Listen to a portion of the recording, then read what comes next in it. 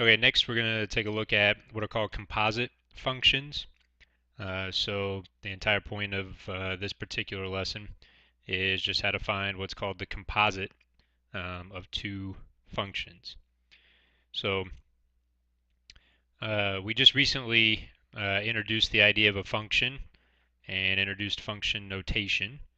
So just to kind of remind us of what we just recently did, let's look at an example. So if f is a function, so we have f of x equals x minus x squared, and if we're asked to find f of negative 2, so we have this function f that's x minus x squared, and we want f of negative 2. So like we talked about earlier, we'll just replace x in the function with negative 2. So instead of f of x, it'll be f of negative 2. We'll plug a negative 2 in for x, and then minus, minus. We'll plug a negative 2 in for x, and then we'll simplify. So negative 2 squared is 4. So then we'll have negative 2 minus 4, which is negative 6. So f of negative 2 is negative 6. So, and then like we discussed earlier, what that tells us is the coordinate negative 2 comma negative 6, where negative 2 is the x value and negative 6 is the y value. That coordinate is on the graph of this particular function. So we could plug in lots of different x values and get their y values, but we're just going to do one just to kind of remind us of what we currently, or what we just recently finished. So then the question becomes, can we plug in more than just a specific number into a function? Okay, so what if we substituted another function into, say, f of x equals x minus x squared instead of a specific number? So let's just work with that same exact function, f of x equals x minus x squared, but let's introduce a new function, g of x equals x plus 7. What if instead of plugging in a specific real number into the function f, what if we actually plugged another function like g into f? So what if we wanted f of g of x? So we're going to take g and plug it into f. What would that look like? Well, g is x plus 7, so we'll take x plus 7 and plug it into f. So everywhere you see an x, we'll actually just put an x plus 7. So the function f was x minus x squared, so we'll do x plus 7 minus x plus 7 squared. Notice the parentheses, those are important. Anytime you substitute in, use parentheses. So if we simplify that, x plus 7 squared would be x plus 7 times itself. So we have to multiply those together. X times x is x squared. Then we get a 7x and another 7x. And then 7 times 7 is 49. And then if we distribute the negative and collect like terms, we get negative x squared minus 13x minus 42. So what that tells me is when I plugged the function g into f, I ended up with negative x squared minus 13x minus 42. By doing that, we've created what's called the composite of f and g. Essentially, what we just did was we created a brand new function out of those two other functions.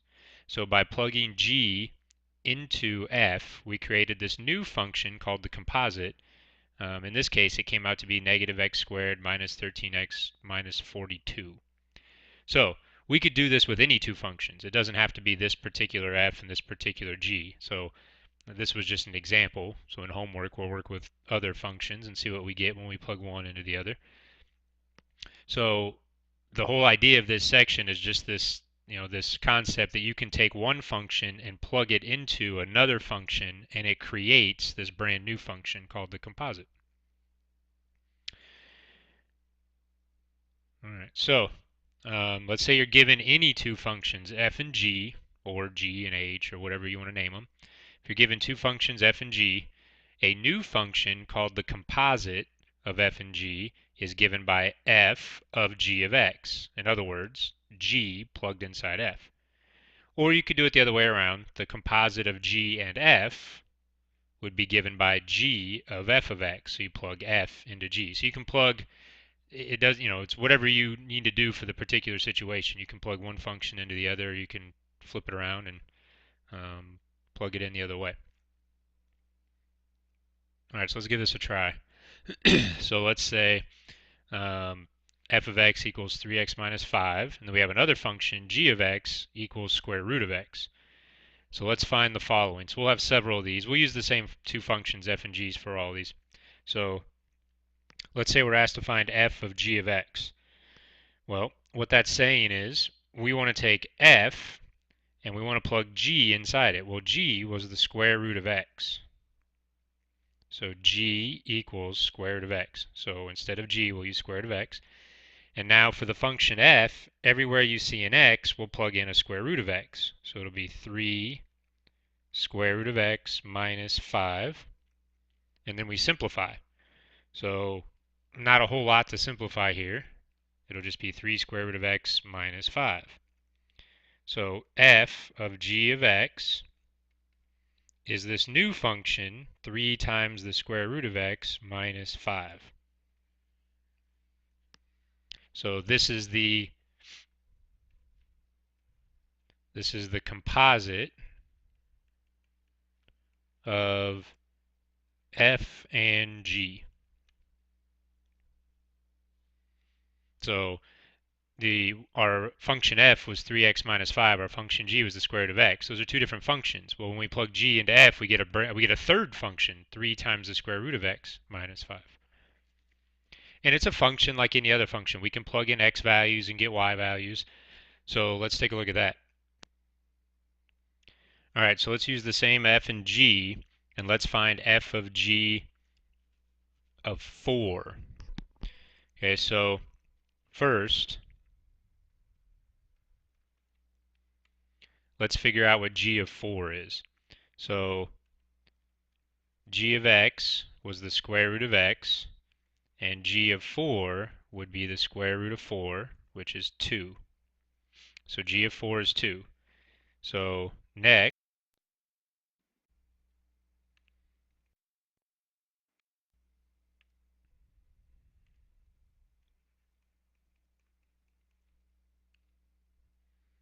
now we're going to find f of g of 4. Well, we just found g of 4 to be 2, so be f of 2, and then we'll plug 2 into f. So remember, f was 3x minus 5, so that was up here. So f was 3x minus 5. So we'll plug in the 2 and get 3 times 2 minus 5, which comes out to be 1. 6 minus 5 is 1.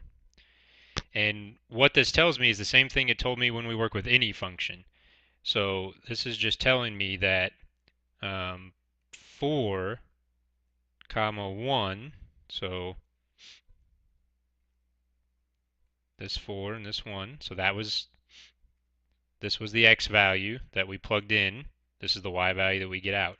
So this just tells me that 4 comma 1 is on the graph of f of g of x, which was 3 square root of x minus 5. So in this first part, we found what f of g of x was, that new function. It was 3 times the square root of x minus 5. In the second part, we found f of g of 4, where we actually plug a 4 into this and see what we get out. So we plug a 4 into the composite, and we got out a 1. So that tells me that the coordinate 4 comma 1 is on the graph of that function. Well, what if we flip it around and do it the other way? So what if we take f and plug it into g? So now we want g with f plugged in. So we're going to plug 3x minus 5 into g. So g was the square root of x, but we'll do square root of 3x minus 5 because we plug in 3x minus 5 everywhere there was an x in g. And there's nothing to simplify there. So turns out that g of f of x in this case is 3x minus 5. And again, I'm using the same f and g for all of these. So don't forget f is 3x minus 5 and g is the square root of x.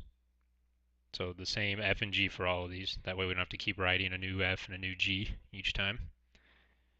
So this again is what's called a composite function. So this is the composite of g and f. Notice that it's different than the composite of f and g. So when we plug g inside f, we got 3 times the square root of x minus 5. But when we did it the other way around, we get square root of 3x minus 5. Those are two different functions. All right, well, let's go ahead and find one point on that graph. So let's find g of f of 4. So first, we need to know what f of 4 is. So f of 4 will be 3 times 4 minus 5, which is 7. And then next, we want to know what g of f of 4 is. Well, we just found f of 4 to be 7. So g of 7 will be square root 7, which there's nothing to simplify. It's just square root of 7. So again, this tells me that the coordinate 4 comma square root of 7 is on the graph of g of f of x, which was the square root of 3x minus 5. So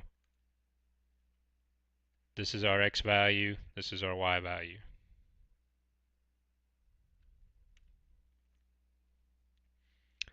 Okay, how do you find the domain? Domain's a big deal in algebra. We're always going to refer back to it. Anytime we do a new function, we're going to talk about its domain.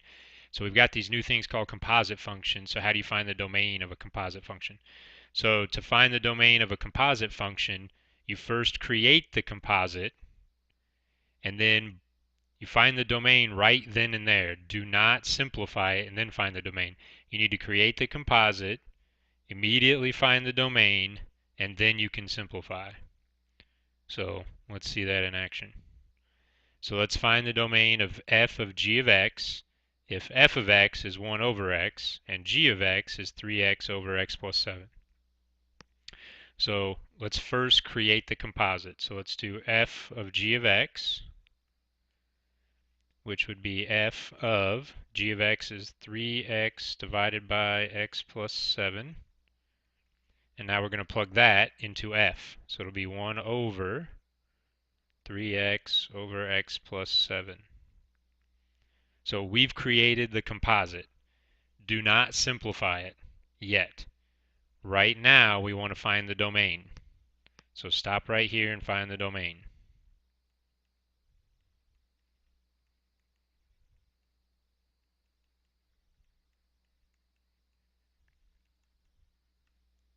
And we find the domain the same way we always do.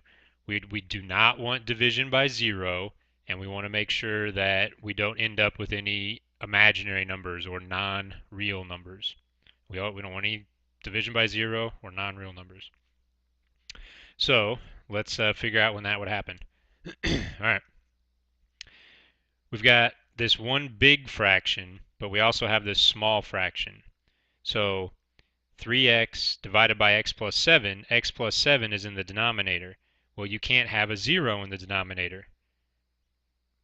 So x plus 7, we need to figure out when that would equal 0. And that would happen when x is negative 7. So what we're getting at here is this fraction right here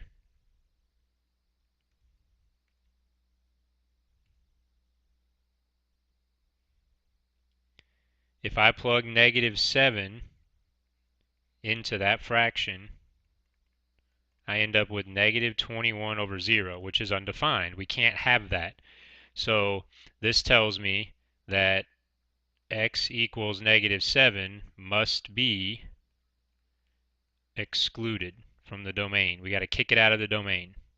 Got to get rid of it. But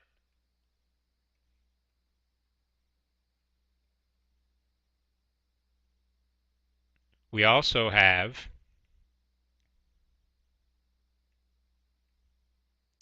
this big fraction. So the whole thing is a fraction. So its denominator is 3x divided by x plus 7. That is the entire denominator. So we need to make sure that that is never equal to 0. So I want to figure out when 3x over x plus 7 would equal 0. So we cross multiply, and we get, this is over 1, and we get 3x times 1 equals 0 times x plus 7. So we get 3x equals 0, divide, and we get x equals 0. So x equals 0 needs to be excluded also. So if you plug 0 in, let's see what happens when you plug 0 in. You get 3 times 0, and then you get 0 plus 7, which ends up being 1 over 0 over 7, which is 1 over 0. So you have division by 0 again, not allowed. So x equals 0 must be excluded. So we now know the domain. So f of g of x is going to equal 1 over 3x over x plus 7. And we now know the domain. So the domain would be all x such that x is not -7 or 0. Now all that's left to do is to simplify. So let's simplify this. We're going to divide those fractions, so it'll be 1 times, and then you flip and multiply. So we end up with f of g of x equals x plus 7 all over 3x. And there's nothing else to simplify. So we've got our composite, and we got the domain.